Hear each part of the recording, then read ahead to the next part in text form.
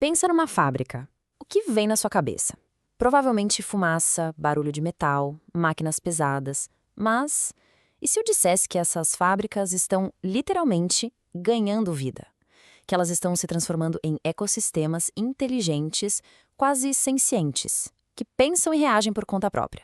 E não, isso não é coisa de filme de ficção científica. É a realidade que a gente vai desvendar agora.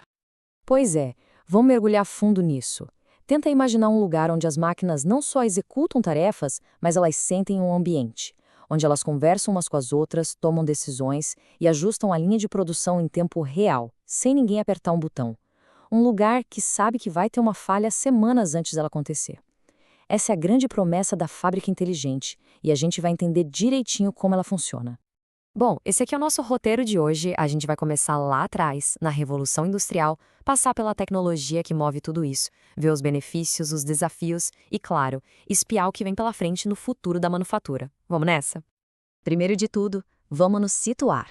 Para entender a importância do que está acontecendo agora, a gente precisa olhar para trás e ver que estamos no meio de uma transformação tão radical quanto foi a invenção da máquina a vapor. A história da indústria é como se fosse uma escada de inovações, sabe? Primeiro veio o vapor, que deu força para as máquinas. Depois, a eletricidade, que permitiu a produção em massa. Aí, os computadores chegaram trazendo a automação.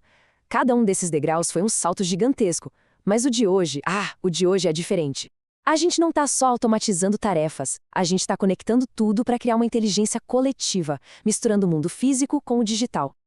E o nome que a gente dá para essa nova era é Indústria 4.0.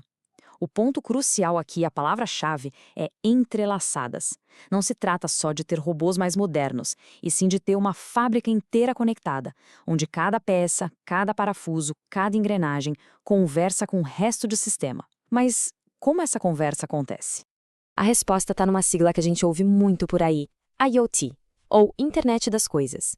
Pensa na IoT como a tecnologia que é a base de tudo isso, o que faz a indústria 4.0 ser possível. É ela que serve de ponte conectando o mundo físico das máquinas com o universo digital dos dados. E essa analogia é perfeita. Se a indústria 4.0 é o corpo da fábrica inteligente, a IoT é o seu sistema nervoso digital.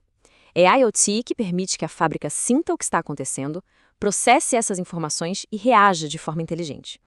E como é que esse sistema nervoso funciona na prática? Bom, é um ciclo de 4 passos bem direto.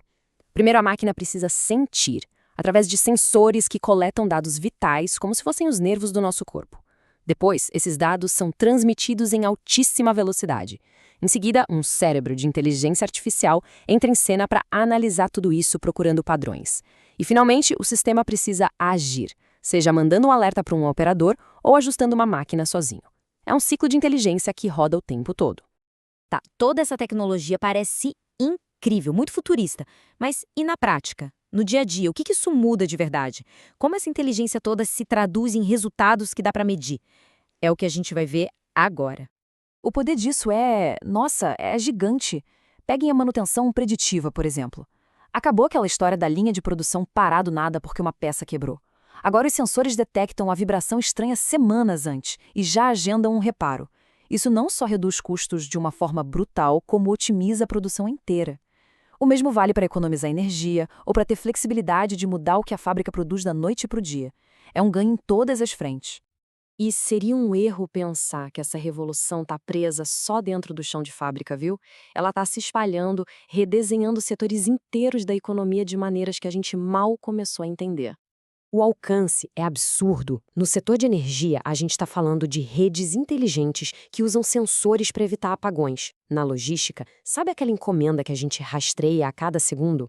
Isso é IoT. Agora, na saúde, aí a coisa fica realmente impressionante. Equipamentos conectados monitoram pacientes à distância, podendo literalmente salvar vidas. O impacto vai muito além da eficiência.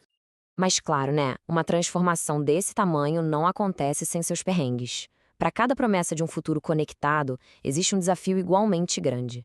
E é super importante a gente olhar para os dois lados dessa moeda.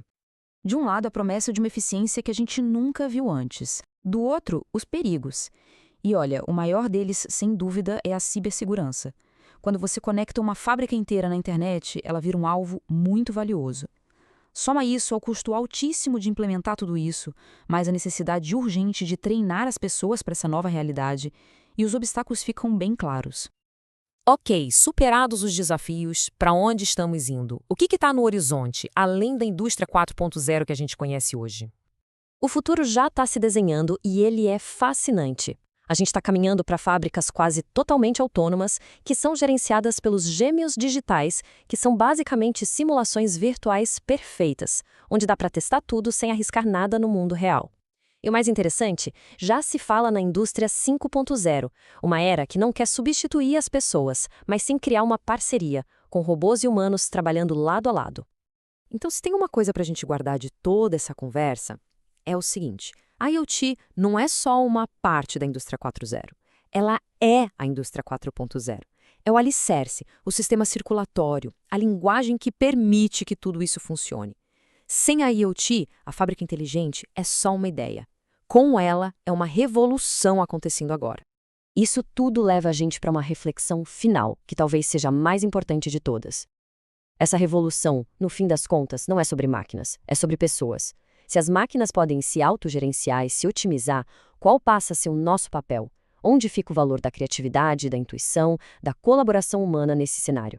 A resposta que a gente der para essa pergunta vai definir o legado da nossa era. Obrigado por acompanhar essa análise com a gente.